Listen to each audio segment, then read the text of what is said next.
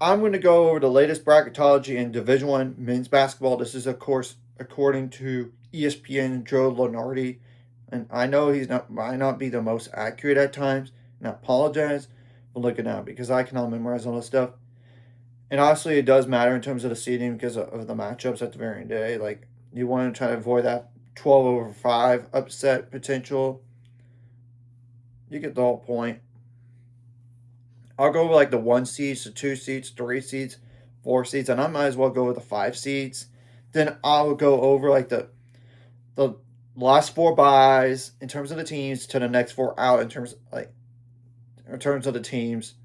And I will also give like the quality game schedules, and I'm not even including games that they should win anyway, because they're not even considered on that to be on this list of the on the bubble.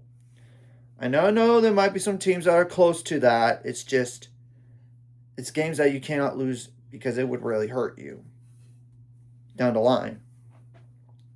So the 1 seeds would be Arizona, Michigan, Duke, and UConn. The 2 seeds would be Houston, Illinois, Iowa State, and Gonzaga.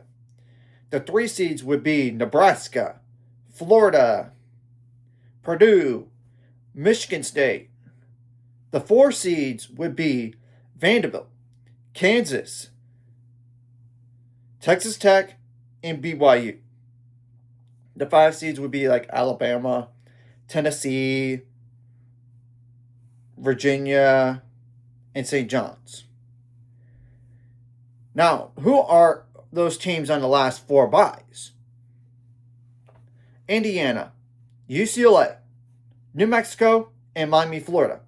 What are their quality games? And this is just besides the conference tournaments for all this, for the bubble teams out there. Got to keep that in mind. Indiana's quality schedule at USC, Wisconsin, at Illinois, at Purdue, Michigan State, and at Ohio State. Now, UCLA's quality schedule at Michigan State, Illinois, USC, Nebraska, and at USC. Now, New Mexico's quality schedule, Utah State, San Diego State, and at Utah State. Yeah, not a lot of quality games right there.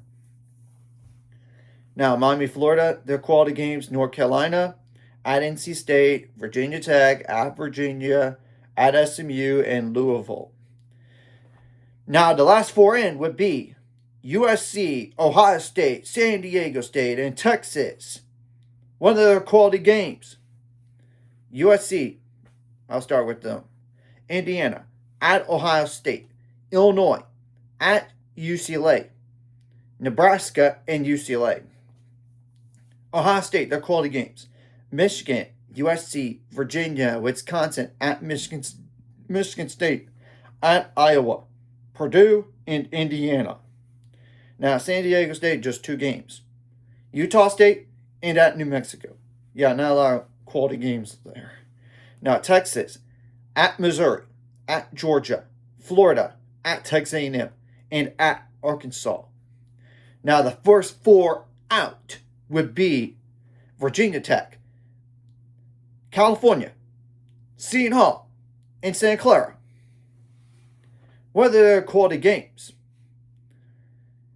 Now, starting with Virginia Tech, at NC State, at Clemson, at Miami, Florida, at North Carolina, and at Virginia. Whoa, that's a lot of road games right there. Now, California, unfortunately, only choose 2 quality games, Clemson and SMU, but you get both at home, though. Now, Seton Hall, your quality games at Villanova, at UConn. Good luck with that one. And St. John's. Now, Santa Clara's quality games are Gonzaga and at St. Mary's. That's it. Now, the next 4 out would be Missouri.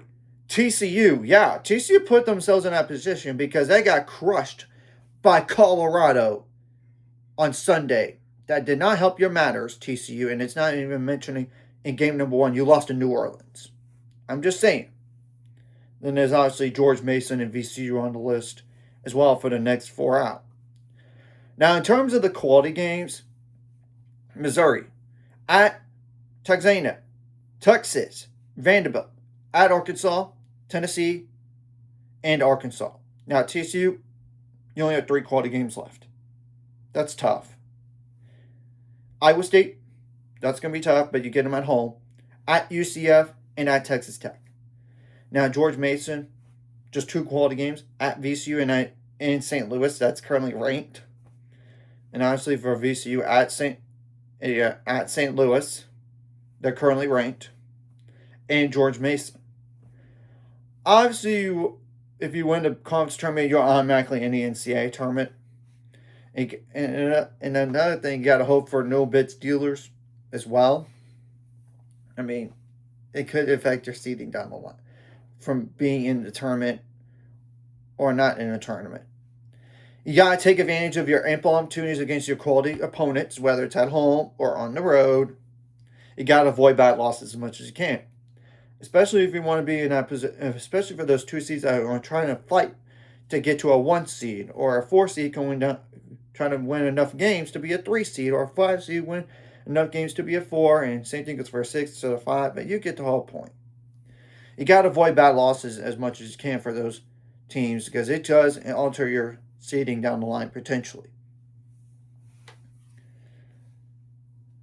And we'll have to obviously wait and see what happens. And if this bracketology gets released literally a week from today, I'll definitely go over it. But if nothing else, I'll go over the week after when that one comes out. And obviously, I'll do it right on the week of conference tournament, but only like one time, because it's like there's no use to going over multiple times when there's not going to be much in terms of change and what needs to happen for some of these teams to even think about the NCAAs.